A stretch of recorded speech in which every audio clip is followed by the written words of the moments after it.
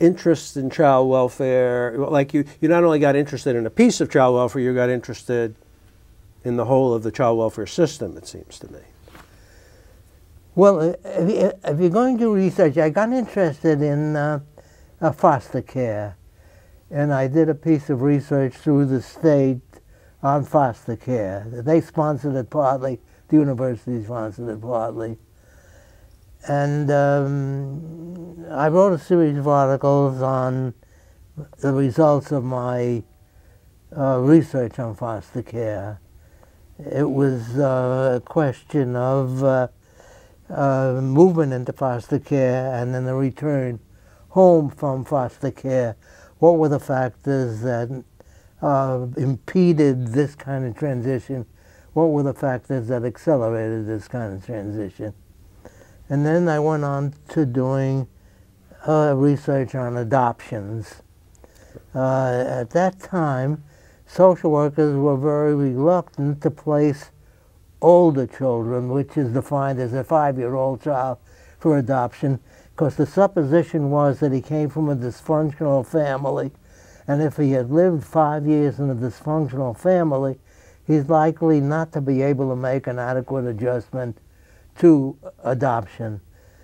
And so I did a research. I interviewed children, families who had adopted children of 5 years of age or older to determine what had happened subsequent to their adoption. This was 3 or 4 years after their adoption.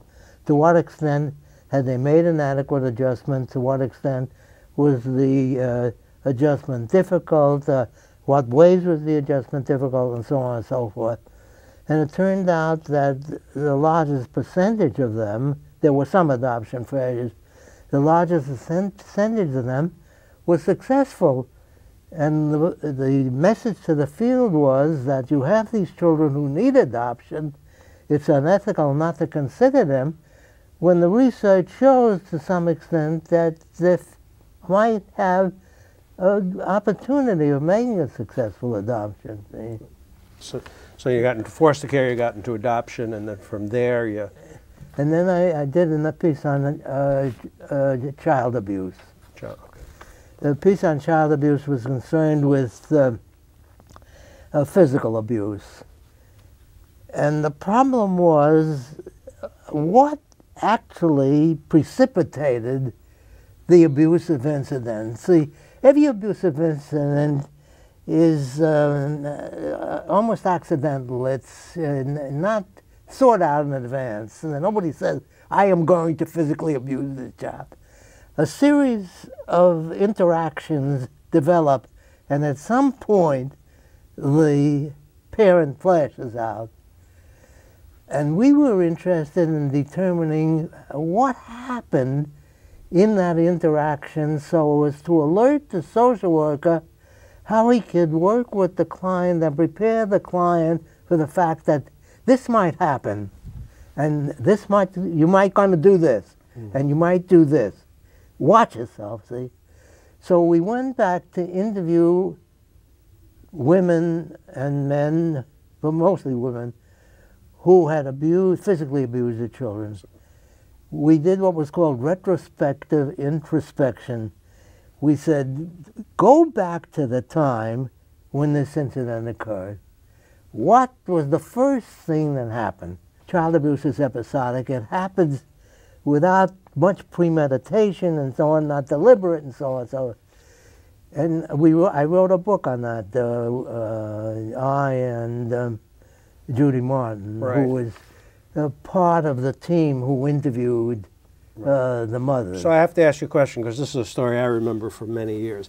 So the title of the book, I think, was Child Abuse, an Interactional Event? An interactional event.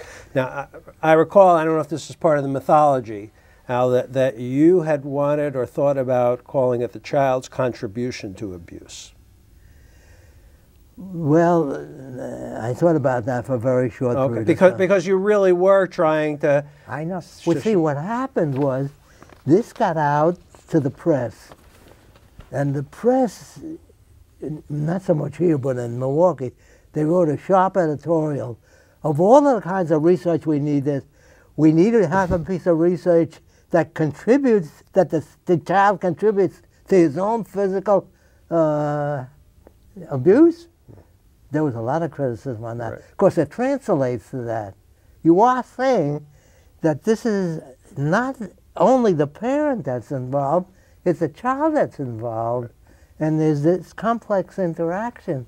But unless you honestly face that, it's very difficult to go to an abusive parent with the sense that they're to blame.